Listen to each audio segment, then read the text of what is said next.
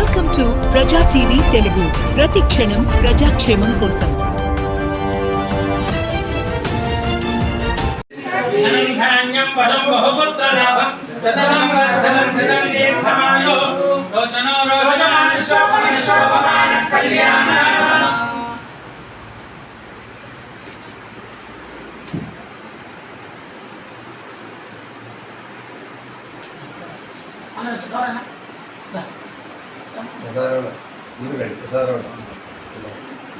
రామస్వామి 2 నిమిషాలు రాకేష్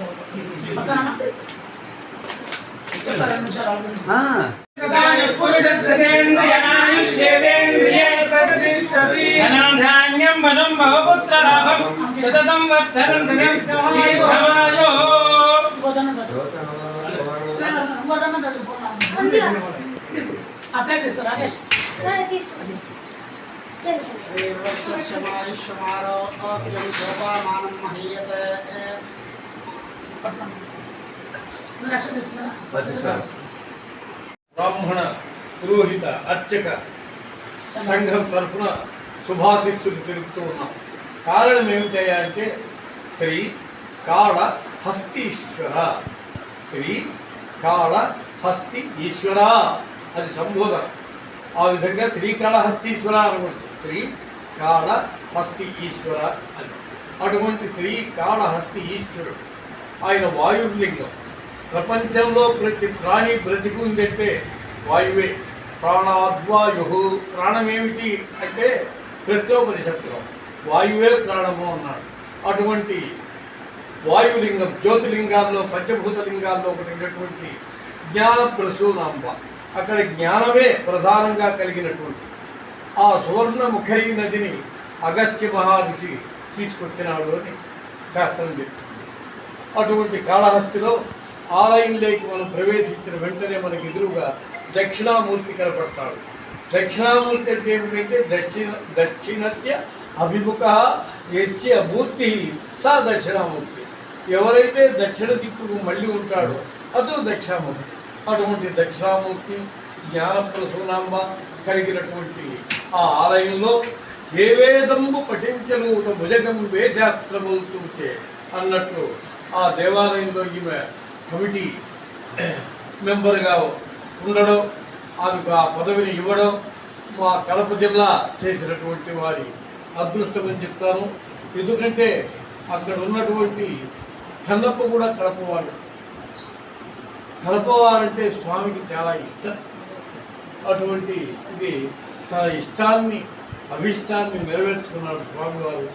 అటువంటి స్వామివారి సేవలో తరించాలని, ధార్మిక కార్యక్రమాల్లో పాల్గొనాలని ఆశిస్తూ ఆకాంక్షిస్తూ మా రంగం తరపున ఆశీర్వదిస్తాం. పదవులు వస్తున్నాయన్న దానికి ఇదొక చక్కటి నిదర్శనం.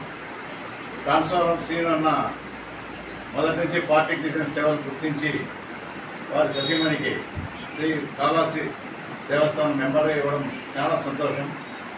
అదేవిధంగా ప్రతి దేవస్థాన కమిటీలో మా బ్రాహ్మణ జాతికి కూడా ఒక పదవి ఇస్తూ ఆ నిర్ణయాలు తీసుకుంటున్నారు. కాబట్టి ఈ సందర్భంగా చంద్రబాబు నాయుడు గారికి, పవన్ కళ్యాణ్ గారికి, లోకేష్ గారికి మా హృదయపూర్వక ధన్యవాదాలు తెలుపుకుంటున్నాం.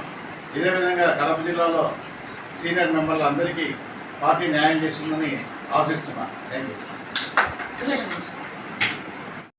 కడప నగరంలో ఉండే తెలుగుదేశం వారు శ్రీకాళహస్తి ధర్మకర్త మండలిలో సంఘాలుగా నియమించబడినందుకు మా బ్రాహ్మణులందరికీ ఎంతో సంతోషకరమైన విషయం.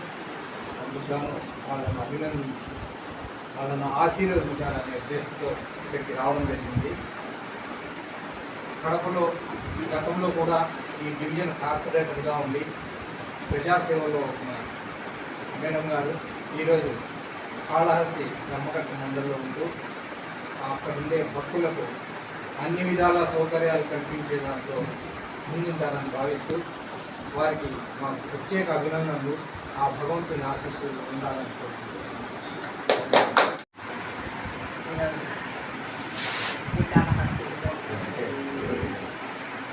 ముఖ్యమంత్రి చంద్రబాబు పీటీసీ విద్యాశాఖ మంత్రి కృతజ్ఞతలు తెలియజేస్తాను. అలాగే ప్రైవేట్ పేరు శ్రీనివాస్ రెడ్డి గారు, కడప ఎమ్మెల్యే శ్రీమతి మాధవి రెడ్డి గారు కూడా కృతజ్ఞతలు తెలియజేస్తున్నాను. ఈరోజు ఈ విధంగా మిమ్మల్ని సన్మానించినందుకు పురోహితులందరికీ ధన్యవాదాలు తెలియజేస్తాను.